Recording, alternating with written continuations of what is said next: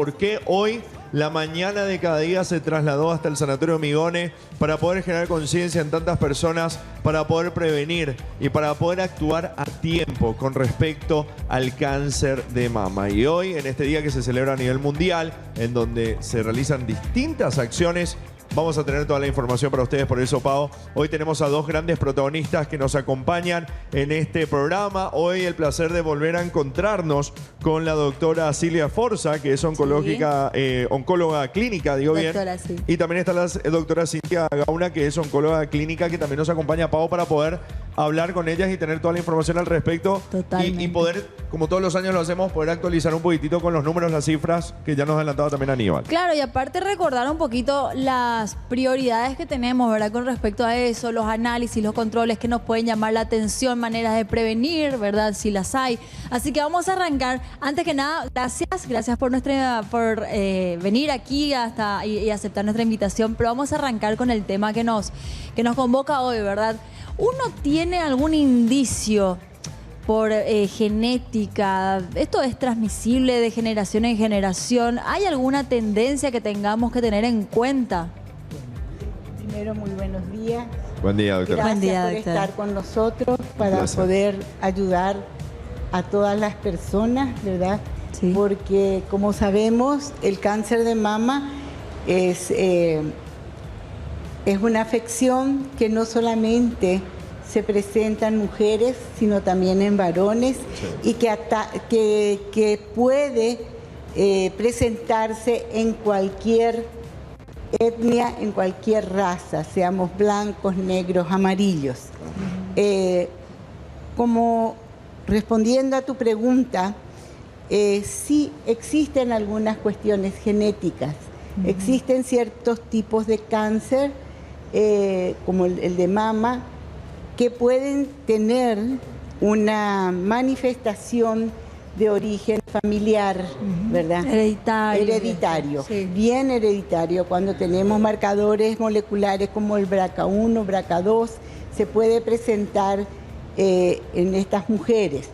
Anteriormente, para que sea un poco más fácil para la población comprender esto, hay que tener en cuenta que si la madre, la abuela, una tía materna, una abuela materna, una hermana, una prima, siempre la línea materna es la que es predominante, pero ya no es tan así tampoco, ¿verdad? Desde el momento que están... Cintia es la maestra de marcadores moleculares, yo solamente lo toco muy por encima. Y al tener eso, entonces hay que tener un tipo de cuidado, de prevención especial. Entonces, esos serían como algunos factores de riesgo. ¿Podemos profundizar un poquito más, doctora? Sí, en realidad la gente en general piensa que, bueno, no tengo antecedentes familiares, no hay nadie en mi familia con cáncer y como que se descuida. Y realmente un 10 a un 5% puede ser heredofamiliar. La mayoría de los casos es en forma al azar y los factores de riesgo son, bueno, el estilo de vida de la persona, ¿verdad? El no tener actividad física, el consumir alimentos que no sean saludables, el riesgo también en las mujeres que no tienen hijos. Mira. El hecho de no haber dado de la lactancia también es un factor de riesgo. El uso de anticonceptivos, las hormonas, el consumo de hormonas en las mujeres, eso tiene que estar muy controlado por el ginecólogo, por supuesto, y hay que controlar pacientes o mujeres que hayan tenido patología mamaria benigna, porque la patología benigna en la mama es muy común en la mujer adolescente y adulta joven. Entonces, el hecho de que haya tenido antecedentes de enfermedad benigna ya es un riesgo. Y es una mujer que tiene que estar vigilada de una manera especial por el mastólogo. Y estos controles se tienen que hacer todos los años, no es que de repente uno se hizo y después, bueno, listo, cuando tengo ganas otra vez me hago, no, todos los años. Y la recomendación a nivel mundial, por eso es la concientización en octubre 19, es hacerse la mamografía a partir de los 40 años. Es un punto de corte 40 años porque en realidad depende de muchas cosas. No se recomienda una mamografía en una mujer joven, por ejemplo, por una cuestión anatómica, que la glándula mamaria es muy densa en una mamografía y no se va a poder ver bien. Pero a partir de los 40 años sería un punto de corte que en todo el mundo se acepta Una como primera. partida de hacerse en forma anual la mamografía. Bien. Y se complementa con la eco. Bien. Doctora Celia, doctora Cintia, aprovechando de que estamos hablando de todo lo que significa la prevención y de cómo esto se puede llegar a manifestar de manera hereditaria, ¿cuáles son esos síntomas? O sea, ¿cuál es ese síntoma que a uno ya puede poner en alerta o a uno también Claro. para poder decir, me voy a ir a hacer un control, me voy a ir a hacer ver, me voy a ir a visitar a un especialista, a un oncólogo para poder tener un poco más datos? O sea, ¿cómo esto se manifiesta? El autoexamen es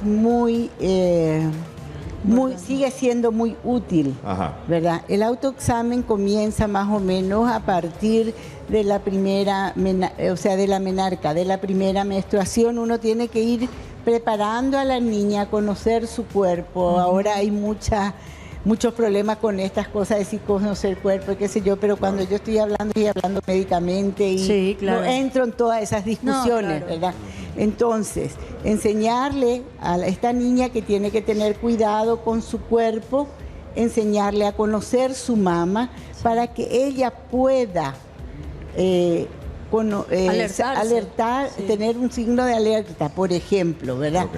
Por ejemplo, muchas veces puede haber, cuando hay mastodinia, es decir, cuando duele la mama, ya es un factor que tiene que ser visto por el ginecólogo porque puede ser la manifestación de trastornos con el estrógeno, y el estrógeno es una de las cosas que puede, o sea, no es que puede, que ocasiona, ¿verdad?, el cáncer de mama. Sí. Entonces, cuando uno se examina la mama, se palpa la mama, ¿verdad?, encuentra que hay como un empastamiento, hay algo diferente entre una mama y la otra.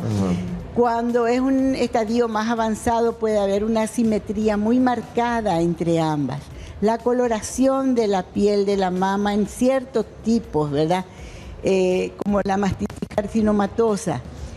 Cuando uno presenta en el organismo, ¿verdad?, los ganglios, las adenopatías que pueden ser supraclaviculares, axilares debajo de la axila. Todo esto generalmente ya es de algo muy avanzado, porque debemos recordar por lo cual tanto se propaga la mamografía, la ecografía, es que para que un tumor sea palpable, mínimamente tiene que tener más de 0,5 centímetros de diámetro. Con eso, ese nodulito, ese coquito, como le digo yo, Sí. debe ser mayor que eso para que se pueda palpar, ¿verdad? Entonces, por eso es que se recomienda la mamografía, que es el método en que se detecta. Y la ecografía es muy importante, que se debe realizar, ¿verdad?, antes de los 35 años en los controles, en el embarazo, en los controles cuando la paciente viene y se queja porque tiene algún tipo de molestia en la mama, ¿verdad? Sí. Ya sea también a veces dicen, ay, se me hundió el pezón, doctora, ¿verdad? Eso, la Esos retracción del pezón también es un signo, Mira. un signo muy importante, ¿verdad? Entonces, ningún pie, digamos así, de este conjunto de autoexamen, ecografía, mamografía, resonancia, quita su lugar. No es que porque me hice una mamografía y sabes que no me palpé nada, pero yo me hice nomás mi mamografía, te dice alguna paciente. sí. Va en conjunto todo. Tienen el tumor ya, y como no supo interpretar, ella por su lectura no le lleva nomás al médico, Sí. porque yo no me palpo nada. Y entonces ahí es cuando se armen las grandes tragedias. ¿Por qué? Porque la paciente quiere tomar el control del examen y pierde muchas veces un año, en el menor de los casos, 2 Ay, o 3 años, y vienen ya con estadios avanzados. Si uno va a hacer la mamografía, uno tiene que ser consciente de que eso tiene que ser examinado y seguido por el médico o su médica, ¿verdad? Claro. Entonces, Hay que aprender a hacer una visita al mastólogo anual.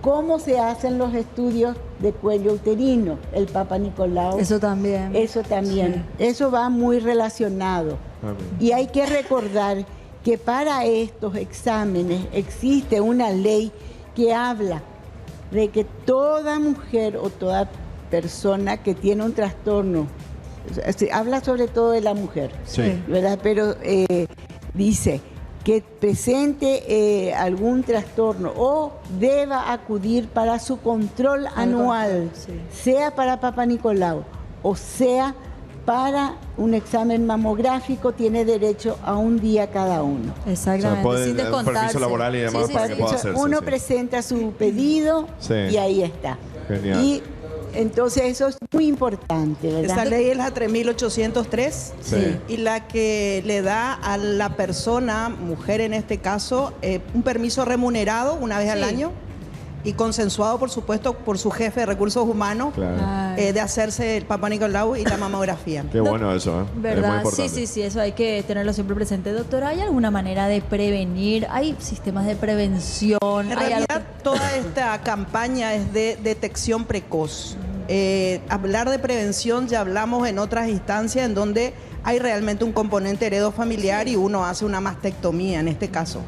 Esta campaña en realidad lo que busca es la detección temprana. Así como habló la doctora, cuando se presentan los signos del cáncer de mama ya es una etapa avanzada. La mamografía justamente lo que busca es una detección Temprana. muy microscópica, por decirlo así, microcalcificaciones que no son palpables. La mujer no debería palparse nada y una mamografía poder demostrar una enfermedad Ándale. inicial. Y una enfermedad detectada en forma temprana tiene un índice de curabilidad mayor al 90%. Ah, mira. Te pregunto esto de la prevención porque en principio de la nota habías hablado, ¿verdad? Que aparte de la parte genética, digamos, también el tema de la alimentación y la vida saludable influye, ¿verdad? O sea, ¿hay alimentos que de repente no deberíamos de consumir o cosas así? En realidad no hay un consenso ni nada, porque si fuese así todos comeríamos de la misma Saludable, manera para sí. evitar el cáncer. Pero el cáncer es una enfermedad genética multifactorial. En caso de cáncer de mama son muchos los factores. El tener una vida saludable, no consumir tabaco, no consumir alcohol en exceso, hacer ejercicio, comer sano forma parte de todo lo que uno tiene que hacer. Pero aún así hay gente deportista que ha llevado una vida muy sana y lamentablemente se le detecta la enfermedad. Entonces no descuidarse tampoco al hacer una vida sana. Esto no significa que no me tengo que hacer una mamografía si como sano o tengo una vida saludable, nada que ver. Hablando un poquitito de la mamografía, hay un mamógrafo de última generación aquí en el Migón, hay que destacar eso. Vamos a Y hablar aprovechando de que están hablando de este tema, para sacar las dudas a las mujeres que están en proceso de embarazo o en lactancia, ¿se Eso. pueden hacer? No se recomienda la mamografía en la mujer que está embarazada y que es muy importante también saber cuál es el requisito para hacerse una mamografía. Ajá. Esperar una semana después de la menstruación en la mujer que es premenopáusica. Mira. Y en la mujer que da lactancia, por supuesto que no. Hay que hacer una ecografía en todo caso si existe alguna duda. Cuando estás dando de mamar, luego tenés como unos nódulos en ciertas etapas, ¿verdad? En donde se va produciendo la leche, va cambiando de cantidades y eso, entonces sería medio extraño eso, ¿verdad? O sea, poder detectar. Quiero acotar un poco algo. Lo de la mamografía es categórico que uno de los factores que retrasa mucho el diagnóstico es justamente la imposibilidad de hacer en cierta manera la mamografía, ¿verdad?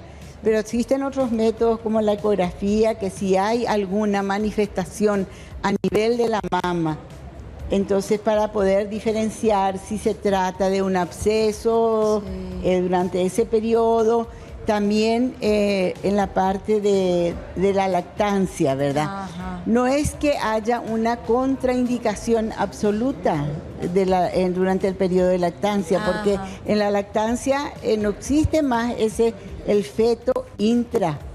Claro, el niño que está dentro del abdomen que puede sufrir efectos por la radiación. La leche tampoco entonces puede sufrir efectos. No, Muy... hasta ese punto yo no sé.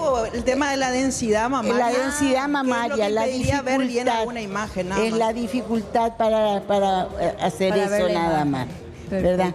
¿Y el tema de prótesis mamarias también interfiere? O? Estamos viendo ahora mucha asociación de cáncer y pacientes jóvenes con prótesis mamaria. Yo creo que esas son preguntas que también hay que hacerle al mastólogo, al cirujano. Yo creo que tiene mucho que ver los controles que hay que hacer una vez que se tenga prótesis. Hay que hacer igual mamografías con la prótesis. Ojo. Es la recomendación, y consultar frecuentemente al mastólogo. Y completar el estudio con una resonancia magnética, Claro, que cada que sea vez más completo. también estamos usando para el diagnóstico, para aquellos Ya. casos dudosos, ¿verdad? La resonancia magnética. La resonancia magnética Ya, hay varios de la procesos. mama. Sí.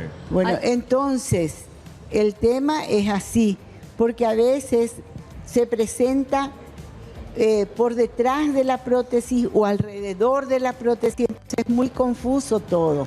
Pero normalmente, prótesis y solamente una mamografía Queda ahí. es un poco dificultoso el Bueno, diagnóstico. Sí celebramos que tenemos hoy por hoy varias maneras de diagnosticar y llegar cada vez en más profundidad como para detectar a tiempo, que es finalmente lo que queremos, ¿verdad? Para que se puedan salvar vidas, porque siempre decimos eso, ¿verdad? Un diagnóstico a tiempo, temprano, puede cambiar totalmente el resultado final, ¿verdad? Así que de verdad valoramos y agradecemos muchísimo su tiempo. Ambas doctoras, muchísimas Sí, gracias sí, por sí. acompañarnos hoy. Los aplausos para ellas también. Qué bueno, estuvieron hablando con nosotros la doctora Gracias, Silvia gracias a Corsa ustedes. y la doctora Cintia Gauna también. Muchísimas Sí. gracias por su tiempo. doctoras. Gracias a ustedes, gracias.